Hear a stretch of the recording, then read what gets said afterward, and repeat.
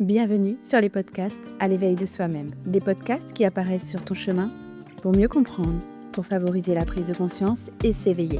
Je suis Audrey, coach et thérapeute spécialisée en accompagnement émotionnel et fondatrice d'Éveil Soi-même.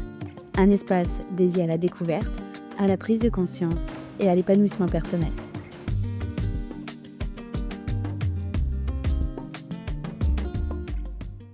Alors aujourd'hui, on va parler d'un sujet très intéressant et qui m'a encore été soufflé récemment par une de mes clientes.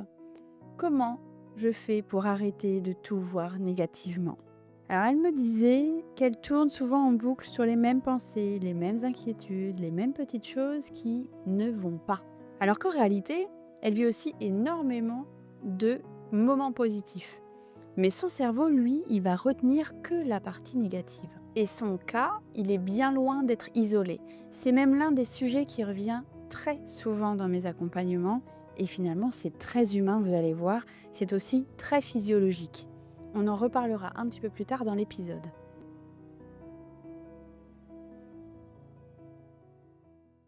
Donc déjà, rassure-toi, t'as rien d'anormal, t'as pas un cerveau qui est cassé, tu n'as pas de pathologie ou une maladie neurodégénérative.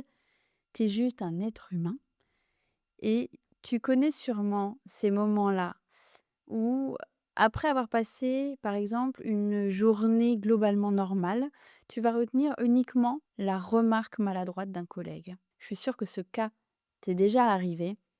Ou alors ces situations où, par exemple, je vais prendre l'exemple d'une personnalité un peu publique, j'ai souvent entendu leurs témoignages où ils vont recevoir énormément de messages gentils, des messages d'encouragement, des messages très bienveillants. Et dans le lot, il va y en avoir un ou deux qui vont être un peu plus critiques et ils vont rester bloqués là-dessus. Il t'est peut-être aussi déjà arrivé de passer des journées où tu as géré 1000 choses, mais que tu vois uniquement ce que tu n'as pas fait, ce que tu n'as pas réussi à faire, ce que tu n'as pas eu le temps de faire. Et par exemple, ça arrive souvent, il y a des matins, toi qui prends ton petit café tous les matins, tu as tes petites habitudes, et bien là, ce matin-là, la cafetière, ben, elle n'a pas envie de marcher.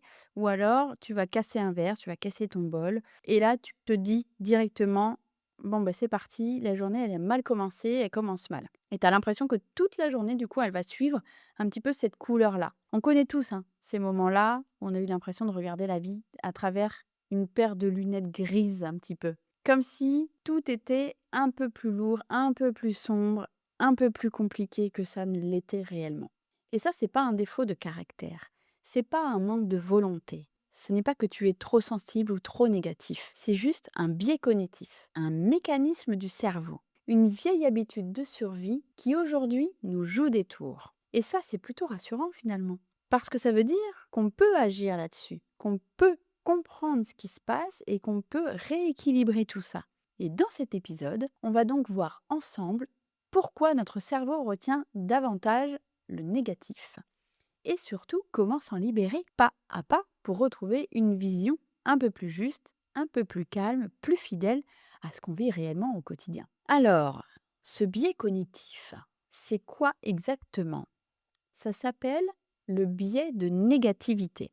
Alors, le biais de négativité, c'est cette tendance naturelle à accorder plus de poids émotionnel aux expériences désagréables qu'aux positives. Et pourquoi ça? Pourquoi est-ce que c'est un biais cognitif? Parce que l'amygdale, la zone qui traite les émotions fortes comme la peur, la colère, la tristesse, qui est située juste à côté de l'hippocampe, la zone de la mémoire. Et dès que l'amygdale va s'activer, l'hippocampe va enregistrer. Les résultats, c'est que les souvenirs négatifs vont s'imprimer plus vite et les souvenirs positifs vont glisser plus facilement. Et ça, les médias, ils l'ont bien compris. Une mauvaise nouvelle va plus marquer qu'une bonne. Et si tu regardes les infos et que tout va bien, tu vas plus difficilement te dire c'est cool, tout va bien aujourd'hui dans le monde, je suis super heureuse, je suis super heureux. Alors que si tu regardes les guerres, la politique, les atrocités qu'il peut y avoir dans le monde, ça va beaucoup plus t'impacter et te faire cogiter négativement. C'est comme quand tu as passé une très bonne journée magnifique. C'est un beau dimanche, ensoleillé, plein de rires en famille, des amis, du soleil, de la douceur, il fait bon, on est bien, on passe de très très bons moments. Et à la fin, quelqu'un va te faire une remarque désagréable, maladroite. Et bam, ton cerveau, il va retenir que ça. Tu vas tourner en boucle sur ce qui s'est passé, sur la phrase, et tu en as presque totalement oublié le positif de toute ta journée. Comme si cette phrase en question était venue effacer tout le reste. Et ça, c'est pas toi, c'est juste ton cerveau. Alors, on se pose la question, pourquoi les souvenirs négatifs s'impriment plus vite alors que les souvenirs positifs glissent plus facilement? Y aurait-il un filtre ou alors un droit de passage accordé plus facilement au négatif qu'au positif? Eh bien non, c'est pas vraiment comme ça que ça fonctionne.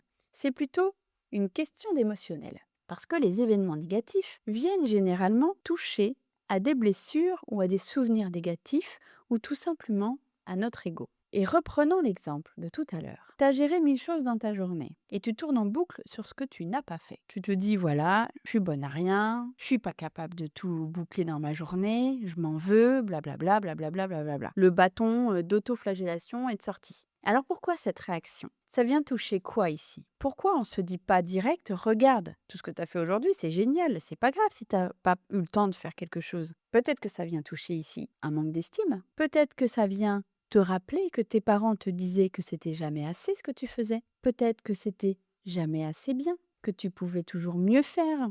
Et finalement, ça s'est inscrit dans ton cerveau émotionnel, le cerveau limbique. Et ça revient dans ces moments-là, très instinctivement, de manière automatique et inconsciente à la surface. Mais la bonne nouvelle, c'est que ce biais cognitif de négativité, c'est pas une fatalité. On va pouvoir rééduquer notre cerveau. Et je te donne un autre exemple. Tu vas regarder les infos. Tu vois la politique. Des nouvelles lois ont été votées. Il y en a 10 que tu vas trouver plutôt correctes et justifiées. Et une dans le lot que tu trouves totalement injuste et ridicule. Ça va t'agacer. Ça va t'énerver même. Et pourquoi?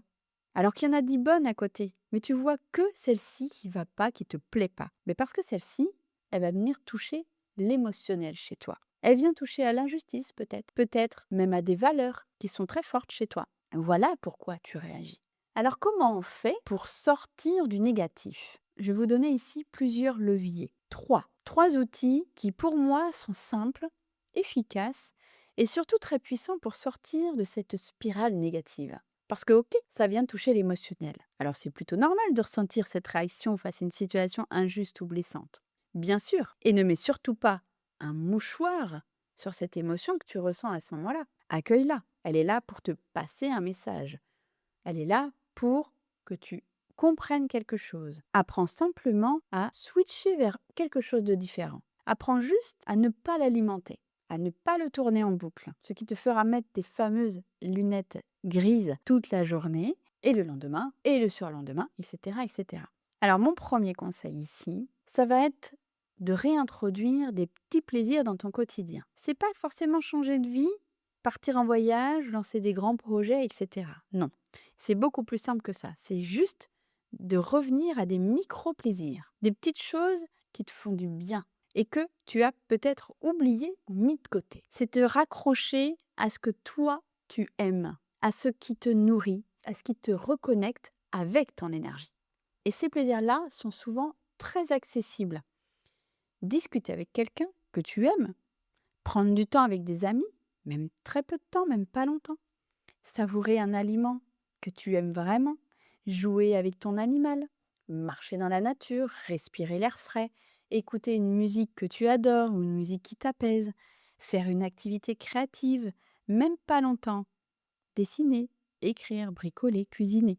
Ce sont des gestes simples, mais chacun d'eux va agir comme un contrepoids émotionnel et il va venir rééquilibrer la balance intérieure qui, sous l'effet du biais de négativité, penche souvent du côté sombre. Mais pour que ces micro-plaisirs-là aient un vrai impact, il y a une condition essentielle, c'est de les vivre dans l'instant. Il ne suffit pas juste de les faire, il faut les ressentir. C'est être dans l'instant présent quand tu fais l'activité. Pas en pensant à demain, pas en pensant à hier, pas en pensant à autre chose. Juste être dans l'instant, dans la tâche que tu réalises actuellement. Pas en étant en pilote automatique, justement. C'est ressentir, c'est être là, c'est laisser ton corps enregistrer les sensations agréables, la chaleur, la douceur, la détente, la joie.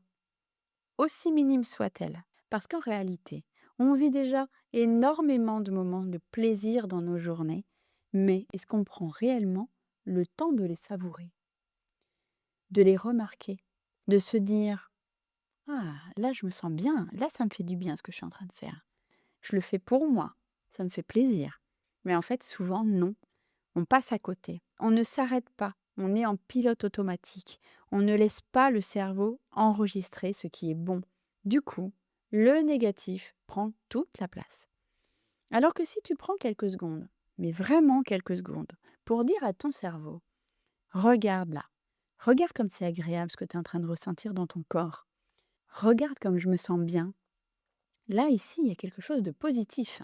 Tu changes complètement la dynamique parce que l'émotionnel va prendre le dessus dans le côté positif. Et cette fois, tu vas le remarquer. Tu crées un souvenir positif associé à une émotion positive, vécue en pleine conscience. Et ce souvenir-là, ton cerveau, il va le garder. Il va venir rééquilibrer la balance, contrebalancer le négatif et ouvrir un peu plus d'espace. Et après, pour entraîner tout ça, il va falloir continuer. Tu vas devoir répéter. Tu vas multiplier ces micro-moments de plaisir. Et tu vas les remarquer de plus en plus vite et de plus en plus spontanément. Tu vas les savourer de plus en plus naturellement. Et ton cerveau, il va apprendre, il va s'habituer à tout ça. Il va devenir de plus en plus sensible au positif, plus réceptif, un peu plus ouvert. C'est comme muscler une nouvelle manière de regarder la vie. Une manière un peu plus juste, un peu plus douce et peut-être un peu plus vivante aussi. Et j'ai un deuxième conseil, parce que vivre du positif et des micro-moments de positif dans sa journée, c'est génial. Mais il y a un deuxième conseil qui est lié pour entretenir tout ça, c'est le soir, avant de t'endormir, tu vas chercher entre 3 et 5 moments heureux de ta journée. Même les petits moments simples, ces petits moments où tu penses que c'est pas grand-chose. Repense à ces bons moments passés avec tes proches, à ce bon repas que tu as pu savourer, à cette balade agréable que tu as pu faire, de cet appel à cet ami que tu n'as pas vu depuis longtemps, les sourires et la gentillesse de cette dame qui t'a laissé passer à la boulangerie. C'est des petites choses simples, mais rappelle-toi de ça avec bienveillance et sois en gratitude pour ces moments que tu as vécus aujourd'hui. Au début, quand tu n'as pas l'habitude de faire ça, c'est un effort. Je sais que quand je donne ce conseil aux personnes que j'accompagne, on me dit souvent: oula, ça va être un petit peu compliqué de trouver tous ces moments de positif.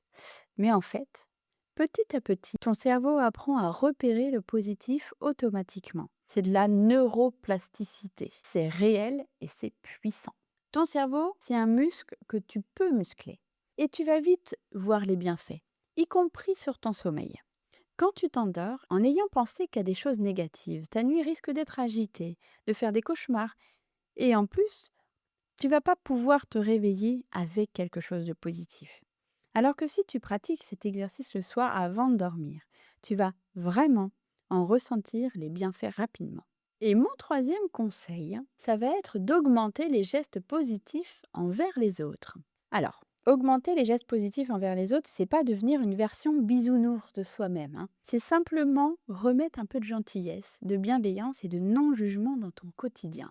Des petites choses simples, accessibles, qui ne demandent ni effort surhumain ni transformation radicale. Un sourire échangé dans un couloir au travail. Un merci dit avec sincérité. Un regard, une parole douce, un compliment spontané, un message de gratitude envoyé à quelqu'un qui compte pour toi. Ces gestes ont l'air minuscules, mais ils vont activer quelque chose de très concret dans ton corps. Ils vont libérer de l'ocytocine, l'hormone du lien, du réconfort et de la sécurité relationnelle. C'est une hormone qui apaise, qui détend et qui rappelle au système nerveux que le monde n'est pas uniquement fait de menaces ou de tensions. Et quand tu te sens bien avec les autres, quand tu sens que la relation est un espace sûr, le biais de négativité, il va perdre naturellement de sa force. Il a moins de matière pour s'accrocher. Parce qu'énergétiquement, tu diffuses quelque chose de positif. Tu envoies un signal différent, plus doux, plus ouvert. Et ce signal, il revient vers toi. C'est un cercle vertueux. On dit souvent, tu vibres là où tu mets ton énergie. Et c'est vrai. Si tu mets ton énergie dans la critique, dans la rumination, dans la comparaison, ton regard il va se teinter de gris et de sombre.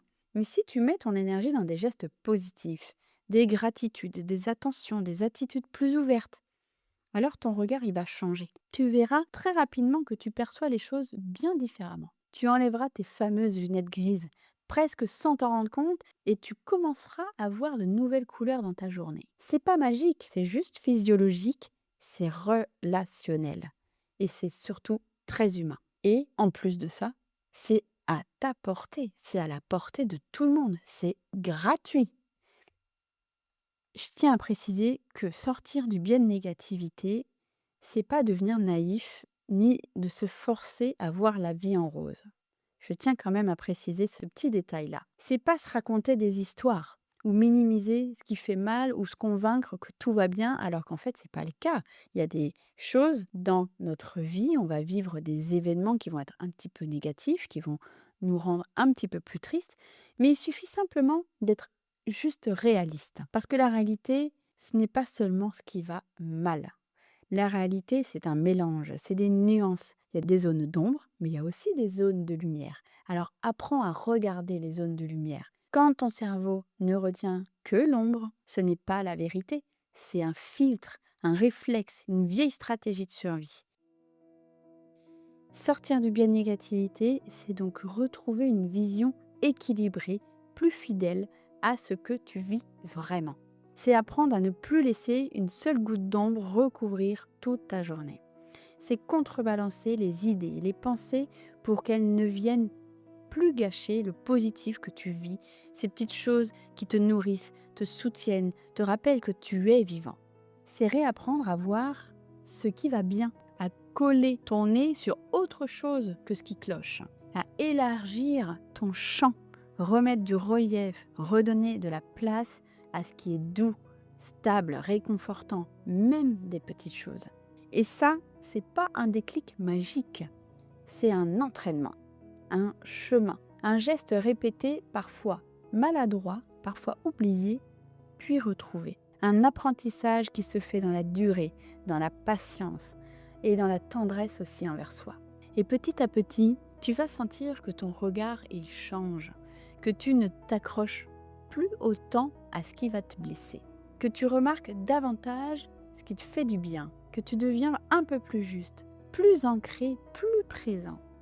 Et c'est là que quelque chose s'ouvre. Pas un optimisme forcé, mais une manière plus apaisée d'habiter et d'observer ta vie. Et si tu sens que c'est le moment pour toi d'aller plus loin, de comprendre ce qui se joue en toi, de t'offrir un espace rien que pour toi, alors sache qu'il y a des portes qui existent et qu'elles peuvent s'ouvrir quand tu es prêt. Je te remercie d'avoir écouté ce podcast. Si tu as des questions, n'hésite pas à les poser en message privé ou dans l'espace dédié à cet effet. Et surtout, prends soin de toi parce que tu le mérites.